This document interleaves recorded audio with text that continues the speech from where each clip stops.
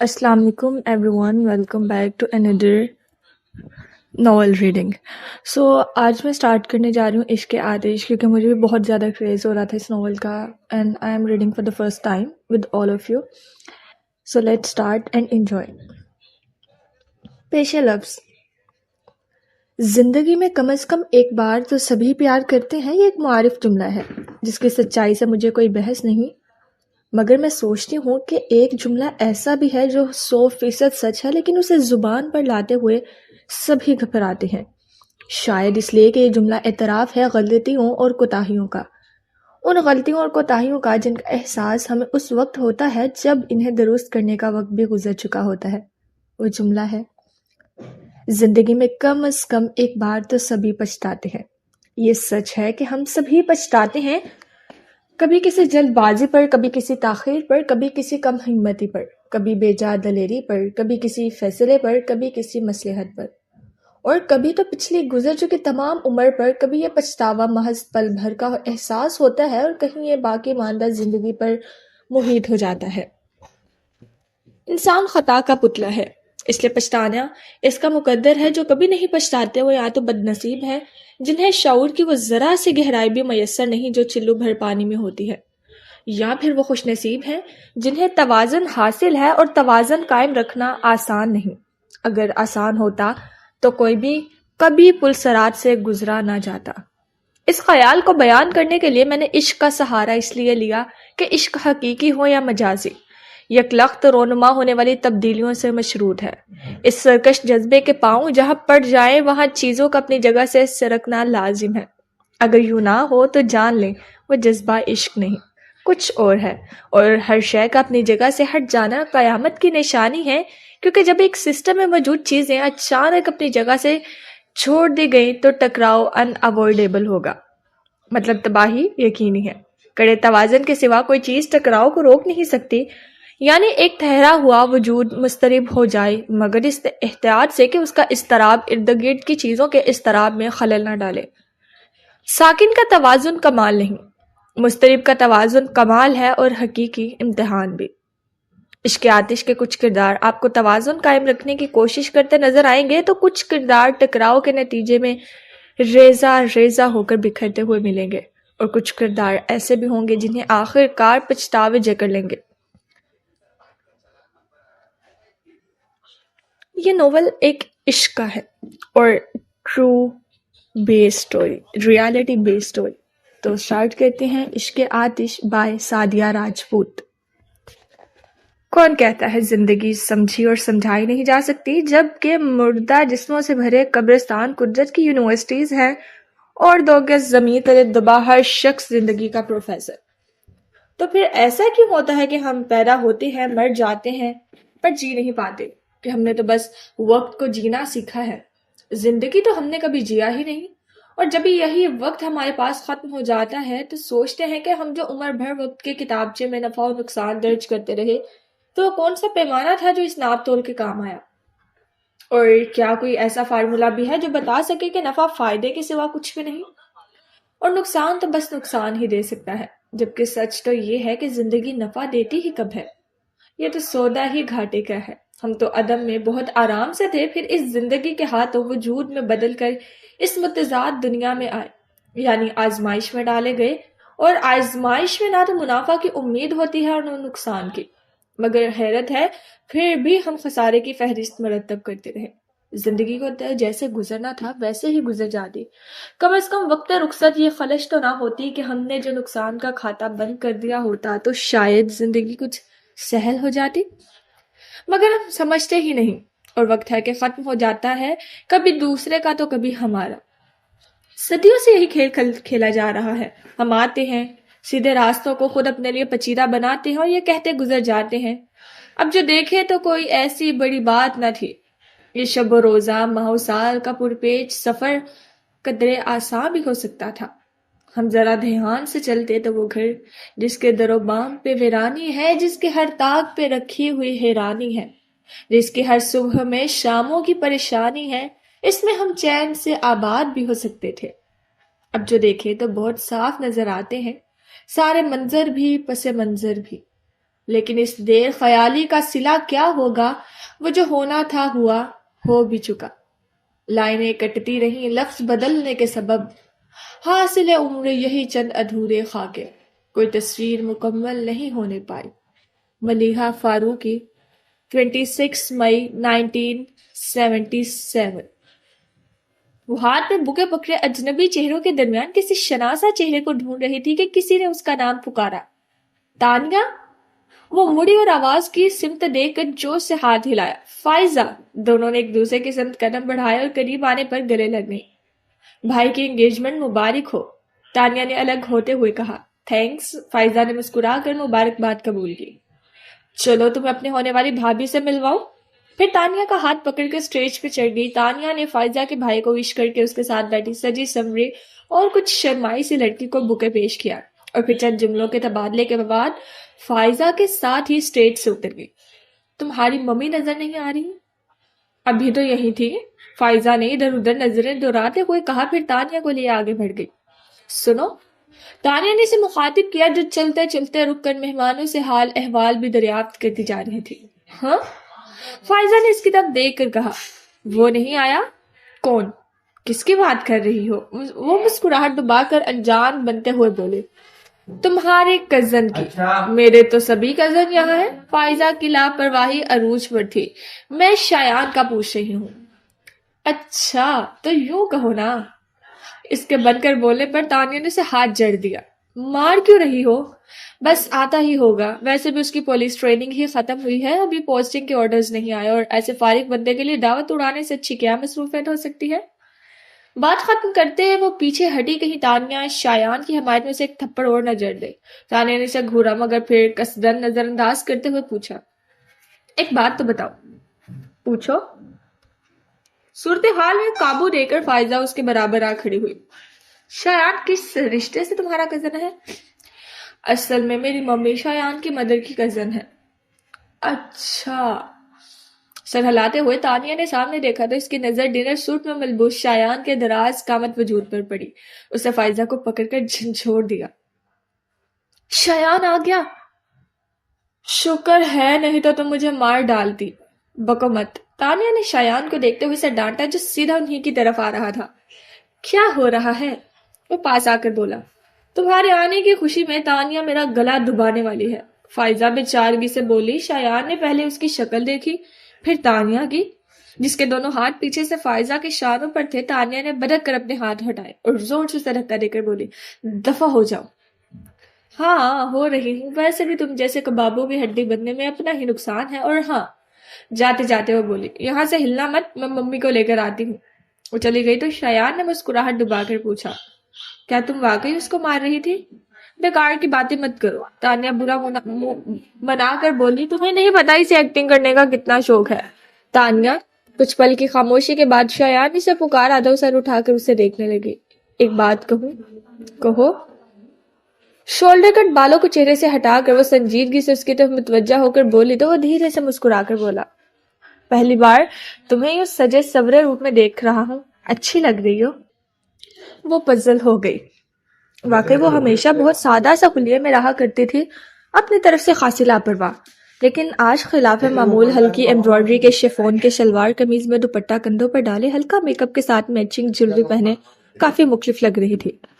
اور تو اور آج بال بھی بینڈ کی قید سے آزاد شانوں پر لہرا رہے تھے۔ شایان کے اس قدر ڈائریکٹ جملے پر حالانکہ وہ بس ایک پل کو ہی گڑبڑائی تھی، مگر پھر بھی محظوظ سی ہنس کر تانیہ نے خفقی سے اس کی سمت دیکھا۔ کیا یہی کہنا تھا؟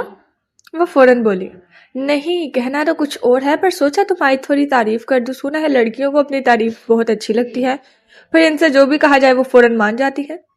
تم کیا منوانا چاہتے ہو؟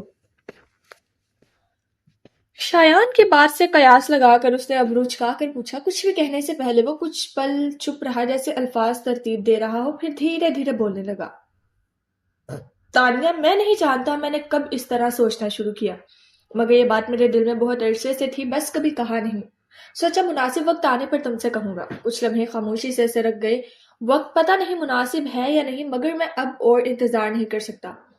اپنی بات کے آخر میں اس نے تانیہ کی طرف دیکھا جو یک ٹک اسے ہی دیکھ رہی تھی۔ شایان کا گمبھیر لہجہ، سحر زدہ الفاظ اور آنکھوں کا والہانہ پن، تانیہ کو لگا شایان آج وہ سب کہہ دے گا جسے سننے کی خواہش 3 سال سے اس کے دل میں تھی۔ تانیہ، میں تم سے ایکسکیوز می پلیز۔ فائزہ کی تیز آواز سے طلسم ٹوٹ گیا اور وہ دونوں چونک کر اس کی طرف مڑے جو قدر بھاری جسامت والے مگر گریسفل مرد کا ہاتھ پکڑے ان کی طرف آتی دور سے ہی چلائی تھی۔ ممی تو بزی ہے مگر دیکھو میں پاپا کو لے آئی۔ وہ بولتے ہوئے ان کے پاس آ کر رکی، پھر تعارف کروانے لگی، تانیہ ان سے ملو، یہ میرے پاپا ہیں۔ پھر تانیہ کی طرف اشارہ کرتے ہوئے کہا، اور پاپا یہ میری best friend Tania Farooqui, most eligible business man Noor Ulhuda Farooqui کی بیٹی۔ ہم دونوں MBA کلاسز میں ساتھ ساتھ تھے۔ فائزہ کی بات پر وہ بری طرح چونکے۔ تم نور الہدا کی بیٹی ہو؟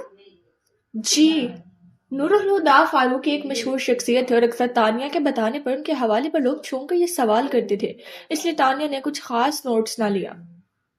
کیا آپ میرے پاپا کو جانتے ہیں؟ انہیں کون نہیں جانتا؟ اب وہ سنبھل کر بول رہے تھے۔ He is the leading industrialist of the country۔ اور لاسٹ ویک بزنس میگزین میں جو ان کا انٹرویو چھپا تھا کمال کا تھا۔ وہ بہت سے لوگوں کے لیے انسپریشن ہے۔ اینی وے، MBA تو کمپلیٹ ہو گیا، اب کیا کر رہی ہو؟ اپنے پاپا کی تعریف پر اسے فطری طور پر خوشی ہو رہی تھی۔ ان کی بات کے جواب میں وہ مسکرا کر بولی، پاپا کا آفس جوائن کر لیا ہے۔ گڈ۔ وہ خوش دلی سے بولے، اوکے بیٹا، مجھے کچھ اور مہمانوں کو بھی وقت دینا ہے، تم لوگ انجوائے کرو۔ وہ ناقابل فہم انداز میں مسکراتے ہوئے چلے گئے تو تانیہ کو یکدم سے شایان کا خیال آیا۔ وہ پلٹی مگر وہاں کوئی نہیں تھا۔ اس نے تیزی سے نظریں دوڑائی مگر شایان کہیں نظر نہیں آیا۔ کیا بات ہے؟ فائزہ نے اس سے کچھ ڈھونڈتے پا کر پوچھا۔ شایان ابھی تو یہی تھا، کہاں چلا گیا؟ ارے ہاں، یہ اچانک کہاں غائب ہو گیا؟ تانیہ اس کی بات کو انسنی کرتے ہوئے شایان کی تلاش میں گیٹ تک آئی تو اس نے شایان کو حال سے باہر جاتے دیکھا۔ شایان سنو! وہ بے ساختہ پکاری مگر شایان نے جیسے سنا ہی نہ ہو اور باہر نکلتا چلا گیا۔ تانیہ اس کے پیچھے لپکی مگر جب وہ باہر آئی شایان اپنی بائک پر بیٹھ کر جا چکا تھا۔ اس خیال نے تانیہ کو ازردہ کر دیا کہ وہ کچھ کہیں بغیر ہی چلا گیا تھا۔ وہ کتنی ہی دیر اندھیرے میں بے حس و حرکت کھڑی رہی۔ وہ کب سے شایان کے موبائل پر کال کرنے کی کوشش کر رہی تھی مگر دوسری طرف فون بند تھا۔ آ جاؤ۔ دروازے پر دستک کی آواز سن کر اس نے بلند آواز میں بیزاری سے کہا اور پھر سے موبائل پر نمبر ملائے۔ جی ماما۔ دروازہ کھول کر اپنی ماما کو اندر آتے دیکھ کر اس نے موبائل نیچے کر دیا۔ دوبارہ ختیجہ کو تمہیں بلانے کے لیے بھیج چکی ہوں، اگر کھانا تو کھا لو تانیہ۔ آپ چلے، میں بس تھوڑی دیر میں آتی ہوں۔ جب سے آفس سے آئی ہو فون سے چپک کر بیٹھی ہو، آخر کس کو فون کر رہی ہو؟ ایک دوست کو، جس ایڈیٹ نے پرسوں سے اپنا موبائل بند کر رکھا ہوا ہے، اور میں یہ اس سے بھی بڑی ایڈیٹ ہوں جو بار بار اس کا نمبر ٹرائی کر رہی ہوں۔ موبائل سے نظر ہٹائے بغیر تانیہ نے کہا اور دوبارہ نمبر ڈائل کرنے لگی تو ماما نے آگے بڑھ کر موبائل اس کے ہاتھ سے لے کر سائڈ ٹیبل پر رکھ دیا۔ فون بعد میں ہو سکتا ہے، اب چلو، تمہارے پاپا انتظار کر رہے ہیں۔ پاپا آ گئے؟ وہ گود میں رکھا تکیا بیڈ پر رکھ کر اٹھ گئی۔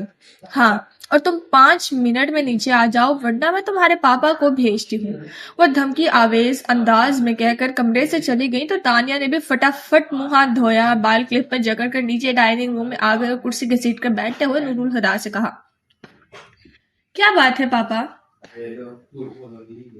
آج آپ 9 بجے ہی گھر پہ نظر آ رہے ہیں؟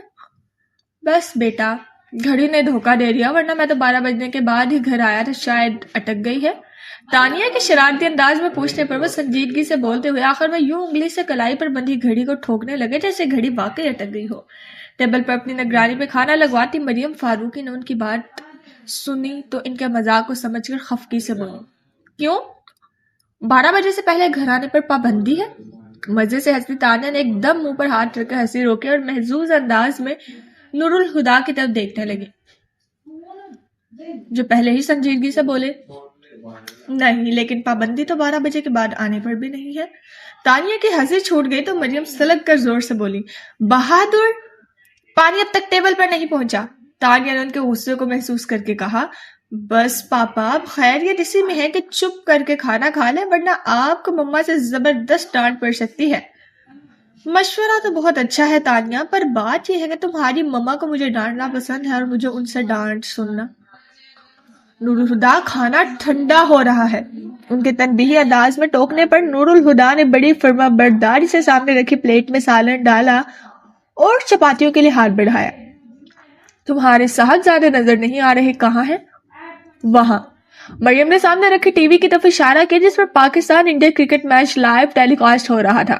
نور الہدا اور تانیہ نے ایک ساتھ ٹی وی کی طرف دیکھا اور تانیہ حیرت سے بولی، ٹی وی میں؟ ٹی وی میں نہیں، اسٹیڈیم میں، دوستوں کے ساتھ میچ دیکھنے گئے ہیں۔ جواب دے کر وہ تانیہ کی پلیٹ میں سالن نکالنے لگی جس کی پلیٹ ابھی تک خالی تھی۔ دادا جان بھی ساتھ گئے ہیں؟ تانیہ نے پوچھا۔ وہ اپنے کمرے میں ہیں، آج پھر ڈپریشن کا دورہ پڑا ہے، صبح سے دروازہ بند کر کے بیٹھے ہیں، کتنی بار ان کا دروازہ بجا چکی ہوں مگر کوئی جواب ہی نہیں دے رہے۔ دادا جان کے اس طرز عمل کے سبھی عادی تھے اور اب تو کوئی کنونس بھی نہیں کرتا تھا۔ مریم نے بنا کسی تشویش کے اطلاع دی اور اپنی پلیٹ میں کھانا نکال کر کھانے لگی۔ نور الہدا بھی کسی تاثر کے بغیر کھانا کھا رہے تھے لیکن تانیہ نے سامنے رکھے کھانے کو ہاتھ بھی نہیں لگایا۔ پتہ نہیں دادا جان کو ایک دم سے کیا ہو جاتا ہے، کیوں خود کو کمرے میں بند کر لیتے ہیں، پھر اگلے کئی دنوں تک انہیں کسی چیز کا ہوش نہیں رہتا۔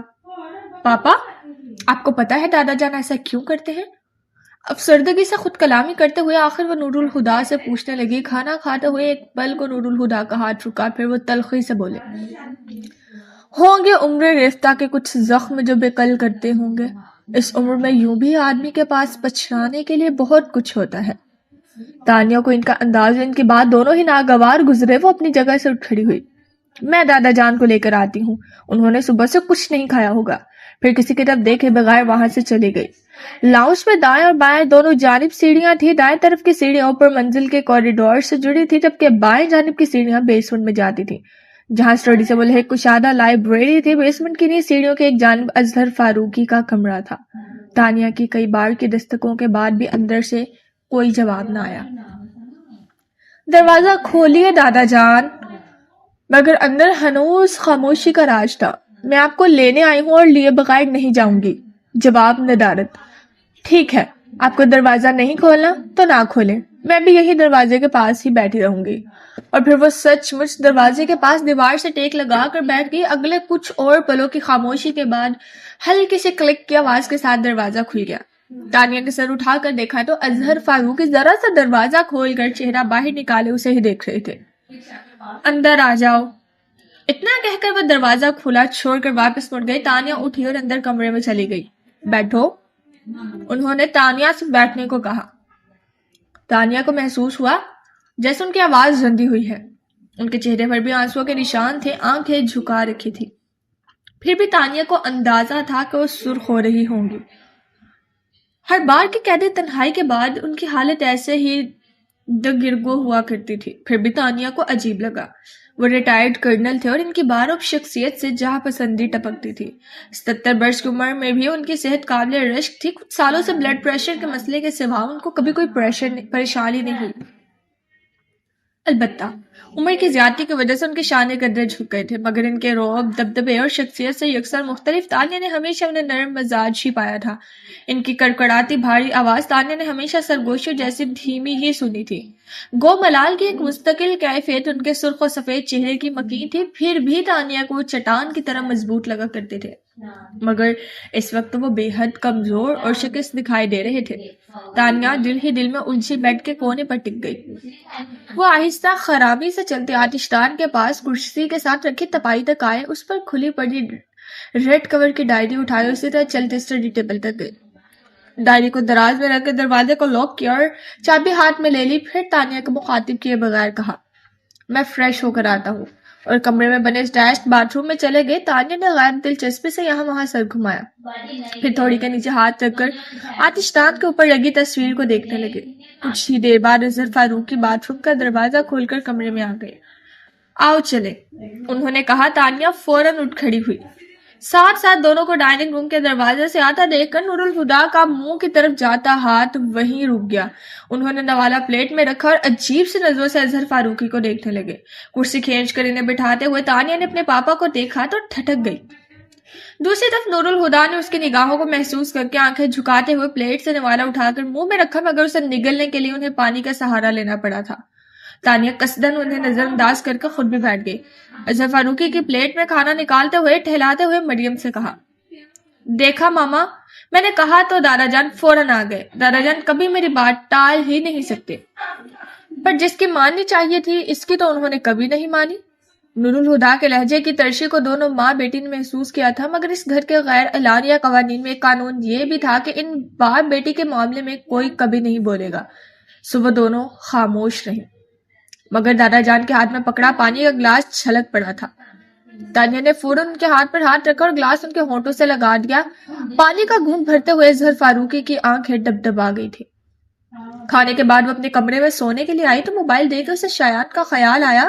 بیڈ پر نیم دراز ہوتے ہوئے اس نے شایان کو فون کیا، مگر اس کا سیل فون حسب سابق بند تھا۔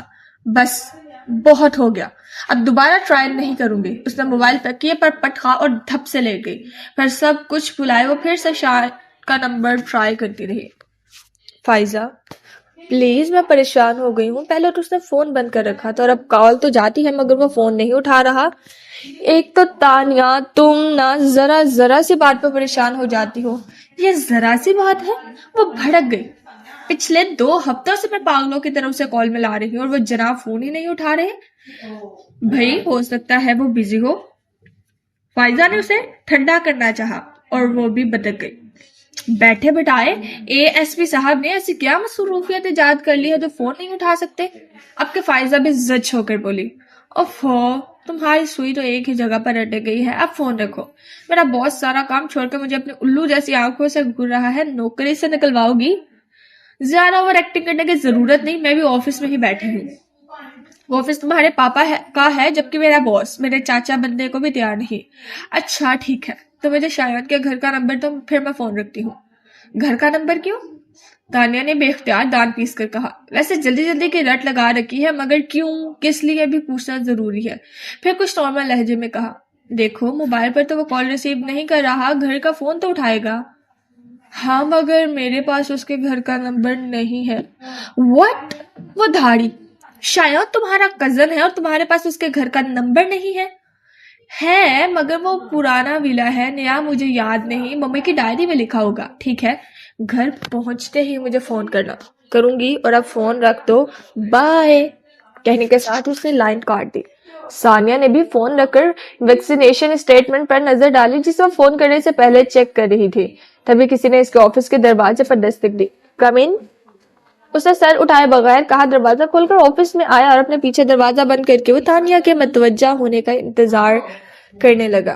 تانیہ نے کسی کی آنکھ کو محسوس کیا، پھر جب کوئی آواز نہیں آئی تو اس نے دروازے کی طرف دیکھا۔ 17-18 سال کا صاف رنگت والا لمبا مگر دبلا پتلا لڑکا، گرے رنگ کی پینٹ فریزی رنگ کی شرٹ پہنے، بازو سینے پر لپیٹے، زیر لب مسکراہٹ کے ساتھ اسے ہی دیکھ رہا تھا۔ تانیہ کو اپنی طرف متوجہ ہوتے دیکھ کر وہ لمبے ڈگ بھرتا اس کی طرف آ گیا، پھر ایک ہاتھ ٹیبل پر رکھ کر جھکتے ہوئے بولا، آپ کو ابھی اور اسی وقت ہمارے ساتھ چلنا ہوگا۔ اس کی بات سن کر تانیہ دلچسپی سے مسکرائی اور ایک ہاتھ ٹھوڑی کے نیچے رکھ کر وہ ٹیبل پر آگے ہوئی اسی کے انداز میں بولی، اور اگر میں نہ جاؤں تو میں آپ کو زبردستی کندھوں پر اٹھا کر لے جاؤں گا۔ واقعی؟ تانیہ مرعوب ہوئے بغیر اطمینان سے بولی، آزما لے۔ ادھر اس کے اطمینان میں بھی کوئی فرق نہیں آیا۔ تو ٹھیک ہے۔ تانیہ نے اپنی سیٹ پر پیچھے ہوتے ہوئے مسکراہٹ ڈبائی، اٹھا کر لے جاؤ۔ اب اس کے چہرے سے مسکراہٹ غائب ہو چکی تھی، آنکھیں سکیڑے تانیہ کو گھورتا رہا، پھر سر جھٹک کر سیدھا ہوا اور دروازے کی طرف منہ کر کے زور سے بولا، نمبر 2۔ ابھی اس کی آواز کی بازگشت باقی تھی کہ دروازہ کھلا اور اس کی عمر اسی جیسے حلیے والا قدرے سادے رنگت کا اس کا ہم شکل کارپٹ پر لڑک گیا۔ فرش پر پڑے لڑکے نے اپنے گوگلز کو کارپٹ سے اٹھائے اور گھٹنوں پر سے پینٹ جھاڑ کر اٹھ کھڑا ہوا۔ عمیر کے بچے، تمہیں کتنی دفعہ منع کیا ہے مجھے نمبر 2 نہ کہا کرو۔ عمیر آنکھیں پھاڑے کسی بت کی طرح ایک ہی سمت دیکھے جا رہا تھا۔ اب یہ اسٹیچو بنے کیوں کھڑے ہو؟ اس نے ٹوکا، پھر خود بھی مڑ کر دیکھا تو فوراً ہی سے اپنے فرش نشین ہونے کی وجہ سمجھ آ گئی۔ مارے گئے، ایک دم اس کے منہ سے نکلا۔ عمیر نے پیچھے سے اس کے کندھے پر ہاتھ مارا، بھاگ عزیر۔ وہ دونوں بھاگ کر تانیہ کی چیئر کے پیچھے جا چھپے جو دونوں ہاتھ منہ پر رکھے ہنسی روکنے کی کوشش میں لوٹ پوٹ ہو رہی تھی۔ باہر نکلو تم دونوں۔ دروازے کے ہینڈل پر ہاتھ رکھے کھڑے نور الہدا غصے سے بولے تو وہ دونوں لٹکے ہوئے چہروں کے ساتھ سامنے آ گئے۔ ان دونوں کو پارکنگ میں دیکھ کر ہی میں سمجھ گیا تھا کہ یہ سیدھے تمہارے پاس ہی آئیں گے۔ میں تو اندر تھا، پر تمہیں پتا ہے عزیر کیا کر رہا تھا؟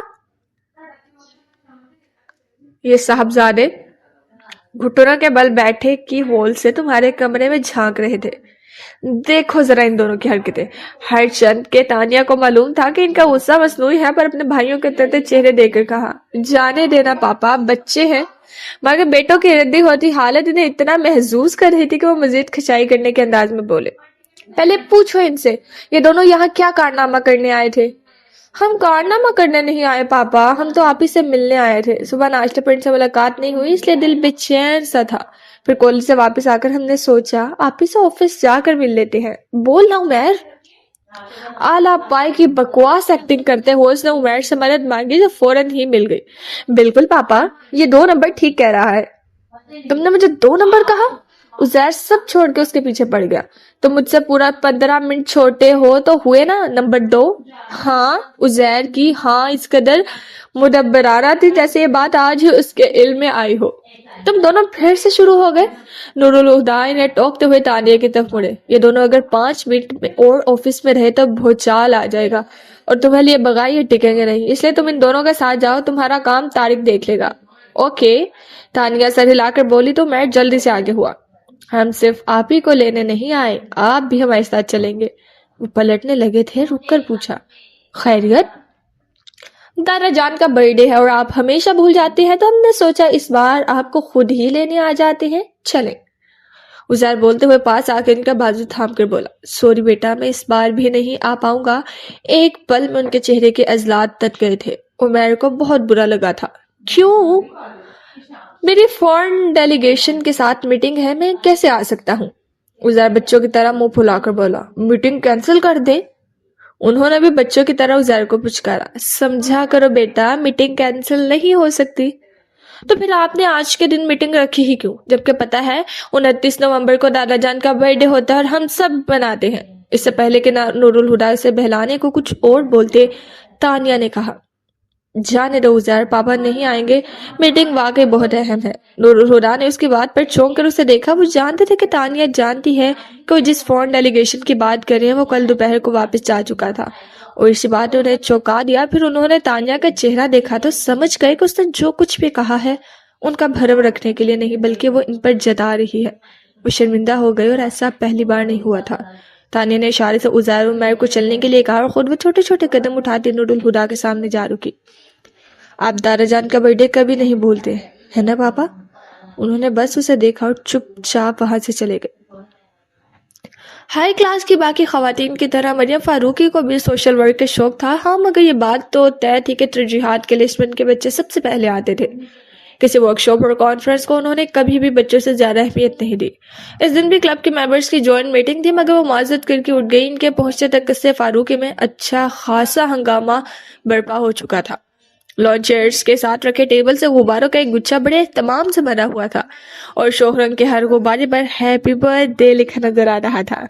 राहदारी में भी ऐसे गुब्बारे हर जगह बंधे थे। वो हर तरफ का जायजा लेती सिटिंग रूम में पहुंची, जहां रखा भारी फर्नीचर न जाने किस तरह खिसका कर मनपसंद कोनों में घुसाया गया, जिसके बाद खाली पड़े कालीन पर लकड़ी की ऊंची पुष्ट वाली कुर्सी एक छोटे से टेबल के साथ बिल्कुल दरमियान में रखी थी, जिसके सामने और दाएं बाएं क्वेश्चन पड़े हुए थे और बहुत से गुब्बारे अजाफी आराइश के तौर पर यहाँ भी सजाए गए थे। मरियम फारूकी ने अपना सर पीट लिया। ये क्या हो रहा है इस घर में? खतीजा, बहादुर, रशीदा, वो एक एक करके तमाम मुलाजमों को आवाज देने लगी। एक मुलाजिम किसी कोने से निकलकर सामने आया। जी बेगम साहिब, ये फर्नीचर यहाँ से क्यों हटाया है और ये गुब्बारे किसने बांधे हैं? जी वो, मरियम समझ गई। अच्छा, तो इन तीनों की हरकत है। कहाँ है ये तीनों? किचन में। अब वहां ये लोग क्या तूफान मचाएंगे? वो बड़बड़ाती किचन की तरफ चल दी। डाइनिंग रूम से बाहर तक सुनाई देते कहकों से पता चलता था कि वो तीनों अपनी पसंद का कोई कारनामा कर चुकी हैं, और किचन के दरवाजे से दाखिल होते ही उनके ख्याल की तस्दीक भी हो गई। किचन इस तरह फैला हुआ था जैसे 2 ताकतवर फौजों के बीच घुमसान का पड़ा हुआ हो।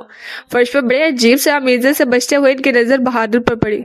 वो दोनों पैर उठा के स्टूल पर रखे बैठा, दोनों हाथों से अपना खिचड़ी बालों वाला सर पकड़कर पदाखों से आगे पीछे झूलता हुआ जैसे अपने अंदर उठे बाल को दबाने की कोशिश कर रहा था। उस पर से नजर हटाकर उन्होंने किचन टेबल के गिर्द खड़े अपने सपूतों को देखा, जो सामने रखे प्लेट में कोयले जैसे चीज को देखकर बुरी तरह हंस रहे थे। ये क्या लगा रखा है तुम तीनों ने, और ये क्या चीज है? न चाहते हुए भी वो झिड़क कर बोली, साथ ही प्लेट में रखे जूबे के बारे में सवाल किया। کیک! عزیر نے بڑی سادگی کے ساتھ یک سے جواب دیا، جبکہ باقی دونوں صورتحال کے نزاکت کو دیکھ کر خاموش رہے۔ یہ کیک ہے؟ وہ حیران ہوئی۔ کس نے بنایا ہے؟ آپ ہی نے، وہ فوراً بولا۔ دانیہ نے ہاتھ کھینچ کر اس کی گدی پر مارا۔ اس وارننگ کے ساتھ ہی اس نے بیان بدل دیا۔ نہیں، عمیر نے۔ میں نے کب بنایا؟ اس نے آنکھیں دکھائی۔ تم لوگ کبھی چپ بھی کر جایا کرو، وہ ڈانٹ کر بولی۔ اور تم؟ وہ تانیہ کی طرف مڑی۔ حد کرتی ہو تانیہ، بڑی ہو، بجائے اس کے کہ بھائیوں کو ٹوکو تم بھی ان کے ساتھ مل گئی۔ ہم تو بس دادا جان کے لیے برتھ ڈے کیک بنا رہے تھے، اس نے کمزور سی آواز میں صفائی دی۔ عمیر نے اس جملے کو اچک کر کہا، وہ الگ بات ہے کہ اوون سے کوئلہ برآمد ہوا ہے، اور وہ تینوں کھی کر کے ہنسنے لگے۔ وہ کچھ نرم ہو کر بولے، کیک میں بیک کر دیتی ہوں مگر ایک شرط پر۔ کیا؟ تینوں ہم آواز ہو کر بولے۔ جتنی دیر میں فریش ہو کر آتی ہوں تم تینوں کچن صاف کرو گے اور بہادر صرف نگرانی کرے گا۔ اٹھو بہادر، اور دیکھنا ان میں سے کوئی بھاگنے نہ پائے۔ وہ جا چکی تو بہادر سینہ چوڑا کر کے سٹول سے اٹھ کھڑا ہوا۔ چلے عمیر صاحب، آپ فرش صاف کریں، اور تانیہ بی بی آپ عزیر صاحب کے ساتھ مل کر برتن دھوئیں۔ اتنا ماروں گی نا، یاد رکھو گے۔ تانیہ نے دھمکانے کے انداز میں ہاتھ اٹھایا تو بیچارہ بہادر وہی دبک گیا۔ عمیر نے ڈسے اٹھایا، جا کر بہادر کے ہاتھ میں دے دیا۔ چلے بہادر صاحب، فرش صاف کریں، پھر آپ کو برتن بھی دھونے ہیں۔ مریم واپس آئی تو بہادر رگڑ رگڑ کر فرش صاف کر رہا تھا۔ انہوں نے تینوں کو گھورا جو خود بھی گڑبڑا گئے۔ کیا کہا تھا میں نے؟ ہم تو فرش صاف کر رہے تھے، بہادر خود ہی۔ Shut up! انہوں نے تانیہ کو بیچ میں چپ کرا دیا، پھر بہادر کے ایک طرف سٹول پہ بیٹھنے کو کہا، ان تینوں سے پورا کچن صاف کروایا۔ ان کو منہ بند کر کے کام کرتا دیکھ کر بہادر دان نکال رہا تھا، اور وہ تینوں اس کے دان نکال کر دیکھنے پر آنکھیں گھمائیں، مگر ماما کی بجیدگی کی وجہ سے چپ کچھ کہہ نہیں سکے۔ وہ جب کیک بیک کر چکی تو تینوں کو لے کر سٹنگ روم میں آ گئی۔ ان کی ارینجمنٹ کو چھیڑے بغیر انہی سے سارا فرنیچر اس کی جگہ پر واپس رکھوایا۔ اٹھاتے وقت انہوں نے صرف آرڈرز دیے تھے، اب خود بھاری فرنیچر اٹھانا پڑا تو عقل ٹھکانے آ گئی۔ ہائے مما، بازو دکھ رہے ہیں۔ فرنیچر سیٹ کر کے تینوں قالین پر ڈھیر ہوئے کرا رہے تھے۔ جتنا چاہے شور مچا لو، مجھ پر کوئی اثر نہیں ہوگا۔ انہیں بھی پتا تھا ماما پر کوئی اثر نہیں ہوگا، اس لیے جلد ہی کرانا بھول کر کیرم کھیلنے بیٹھ گئے اور ساتھ میں مریم کو بھی ملا لیا۔ 9 بج گئے ہیں ماما، میں دادا جان کو بلا کر لاتی ہوں، کیک کاٹتے ہیں۔ اپنے پاپا کو تو آنے دو۔ 29 نومبر کے دن پاپا کی واپسی 2-2:30 بجے سے پہلے نہیں ہوتی، مگر بابا جان تو ہر بار ان کا پوچھتے ہیں۔ ٹھیک ہے، کیک نہیں کاٹیں گے پر کھانا تو کھا سکتے ہیں۔ بلاخر ان کی بات مان کر کہا اور اظہر فاروقی کو بلانے چلے گئی۔ دروازے پر ہلکی سی دستک کے بعد کوئی آواز نہیں ابھری تو تانیہ نے دروازے کی نوک پر ہاتھ رکھ کر ذرا سا گھمایا اور دروازہ بے آواز کھلتا چلا گیا۔ کمرے کی ہلکی زرد روشنی میں تانیہ نے اندر جھانکا تو نگاہ سیدھی قدیمی طرز کے بنے گیس سے جلنے والے آتش دان پر لگی تصویر پر پڑی۔ وہ ہمیشہ کی طرح آج بھی تانیہ کو وہ تصویر سانس لیتی ہوئی محسوس ہوئی۔ اظہر فاروقی آتش دان کے سامنے روکنگ چیئر پر بند آنکھوں کے ساتھ نیم دراز تھے۔ ریڈ ڈائری بند ان کے سینے پر رکھی تھی اور ایک ہاتھ اس ڈائری پر تھا، دوسرا ہاتھ بے جان سے انداز میں ان کو اس سنہری فریم کی اینک کو پکڑے گود میں دھرا تھا۔ مجھے یہ ناول اچھا لگا تو اس کے میں نے 2-3 کلپ دیکھے تھے، تو اس لیے میں نے اس کو اسٹارٹ کیا۔ اگر آپ کہیں تو ہم اس کو فردر پڑھیں گے، اور اسٹوری کو سننا اچھا لگ رہا ہے اور مجھے پڑھنا بھی، اور آپ اپنے ویوز ضرور شیئر کریں کہ آپ کو یہ اسٹوری اچھی لگ رہی ہے، مجھے فردر اس کو کنٹینیو کرنا چاہیے یا نہیں۔ فار ناؤ، اللہ حافظ everyone and take care of yourself. اللہ حافظ۔